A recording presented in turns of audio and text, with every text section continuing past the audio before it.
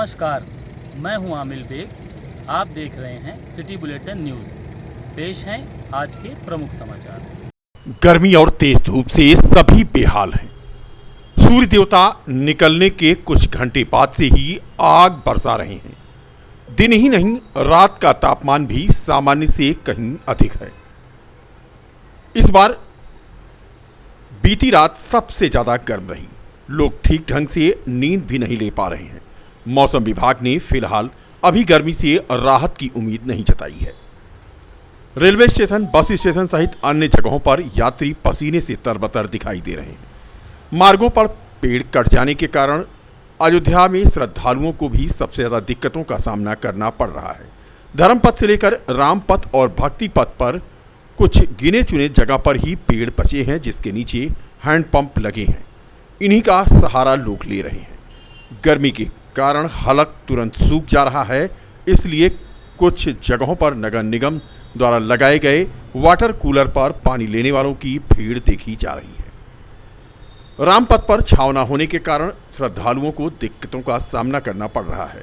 वहीं रात का तापमान बढ़ जाने के कारण और वोल्टेज लो होने के कारण पंखे जहां ठीक ढंग से नहीं चल पा रहे हैं, वहीं चल भी रहे हैं तो उनसे गर्म हवा आ रही है, जिससे शरीर का पसीना सूख नहीं रहा है। सामान्य नागरिक करवट बदलते हुए किसी तरह से रात काट रहे हैं। आचार्य नरेंद्र देव कृषि विश्वविद्यालय के मौसम विभाग की अगर माने तो पारा इस समय 42 के पार चल रहा है। मौसम विभाग की माने तो गर्मी से अभी राहत की उम्मीद नहीं है। हवाओं की गति भी धीमी है।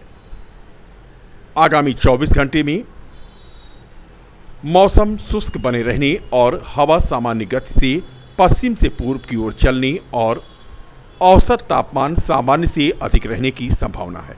ऐसे में लोग जहां पानी ढूंढ रहे हैं सड़कों के किनारे, वहीं स्थिति ये है कि बिजली व्यवस्था भी चरमरा गई है। गांव में तो हाहाकार मचा हुआ है। इलेक्ट्रॉनिक की दुकानों पर पंखा, कूलर खरीदने वालों की भीड़ लग रही है। दुकानदारों का कहना है कि गर्मी तेज हो चली है, ऐसे में ठंड से राहत पहुंचाने वाले उपकरणों की डिमांड बढ़ गई है। तस्वीरें आप देख सकते हैं। इलेक्ट्रॉनिक की दुकानों पर पंखा, कूलर खरीदने वालों की जहां भीड़ है, वहीं ठंड से गला को तर करने वाले पेय पदार्थों की दुकानों पर भी, ठेलों पर भी भीड़ नजर आ रही है।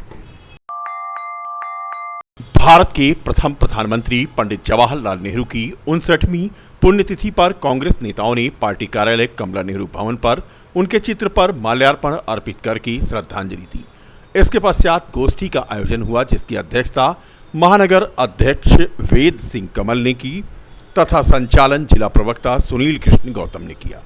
महानगर अध्यक्ष वेद सिंह कमल ने बताया कि पंडित जवाहरलाल नेहरू के योगदान के बिना 21वीं सदी के भारत की कल्पना नहीं की जा सकती।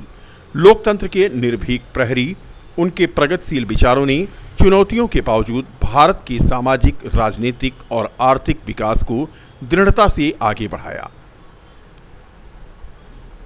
कांग्रेस कार्यालय में आयोजित इस कार्यक्रम में कांग्रेस नेता शीतला पाठक, पीसीसी सदस्य राजेंद्र प्रताप सिंह, एआईसीसी सदस्य दयानंद शुक्ला, पूर्व जिलाध्यक्ष रामदास वर्मा आदि मौजूद थे।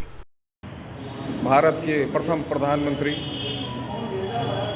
पंडित जवाहरलाल नेहरू जी की 60वीं पुण्यतिथि पर आज हम यहाँ कांग्रेस कार्यालय पे मना रहे हैं, जिसमें माल्यार्पण के उपरांत यहाँ पे गोष्ठी का भी आयोजन किया गया था, जिसमें सारी कांग्रेस जनों ने अपने अपने विचार नेहरू जी के व्यक्तित्व पर, उनके कृतित्व पर अपने अपने विचार रखे। नेहरू जी का जो इतिहास है, आज तमाम इनके बारे में भ्रामक प्रचार किया जाता है।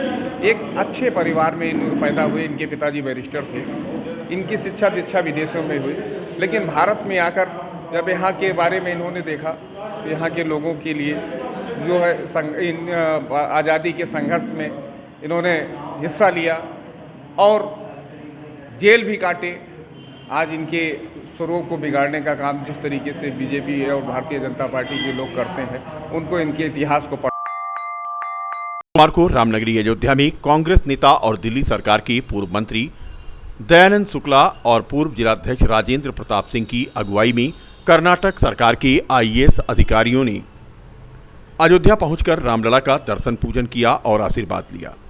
इस दौरान उन्होंने अयोध्या की सिद्धपीठ हनुमानगढ़ी में भी माथा टेका और भगवान राम की कुलदेवी कही जाने वाली बड़ी देवकाली मंदिर में भी दर्शन पूजन कर आशीर्वाद लिया।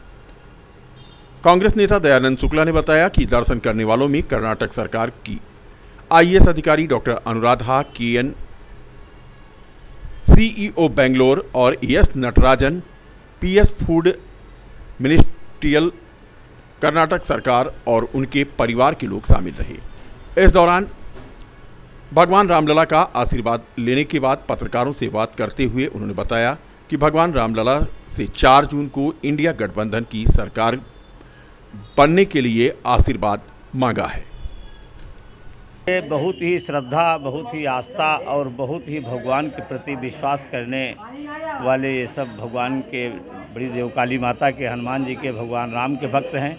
ये कर्नाटक प्रदेश के कैबिनेट मंत्री और भारत सरकार के कैबिनेट मंत्री रहे और हैं श्री के एच मुनियप्पा जी के निजी सचिव, Shri S Natarajan senior IAS अधिकारी, उनकी पत्नी doctor Anuradha KN rural development Bengaluru की सीईओ, वो भी सीनियर आईएएस अधिकारी हैं और उन्हीं की पूरी फैमिली है। उनके पिताजी, उनकी मम्मी, उनका भाई, उनके भाई की पत्नी, उनके बच्चे, उनका पूरा परिवार 17 मेंबर को लेकर के ये कर्नाटक प्रदेश से मात्र एक लालसा, एक इच्छा लेकर आए हैं कि हम भगवान श्री रामचंद्र जी के दर्शन करने आए हैं। और ये भगवान राम के दर्शन करने के पश्चात हनुमान जी के दर्शन किए हैं, सरयू जी में स्नान किए हैं, वहाँ दर्शन पूजन किए हैं। अभी बड़ी देवकाली जी की शरण में हैं। यहाँ से ये लोग बाई एयर बेंगलुरु चले जाएंगे। भगवान से ये प्रार्थना की गई है कि 4 जून से जो भी रिजल्ट आए, हमारा इंडिया गठबंधन की सरकार बने, ऐसा भगवान हम लोगों पे आशीर्वाद दें, कृपा करें। और हम लोग पूरी आशा नहीं, हमें विश्वास है कि जो भी रिजल्ट होगा भारतीय जनता पार्टी के ऊपर एक तमाचा होगा, सरकार गठबंधन की ही बनेगी। दयानंद शुक्ला, सदस्य ऑल इंडिया कांग्रेस कमेटी, पूर्व कांग्रेस प्रत्याशी, अयोध्या डिस्ट्रिक्ट में रुदौली विधानसभा।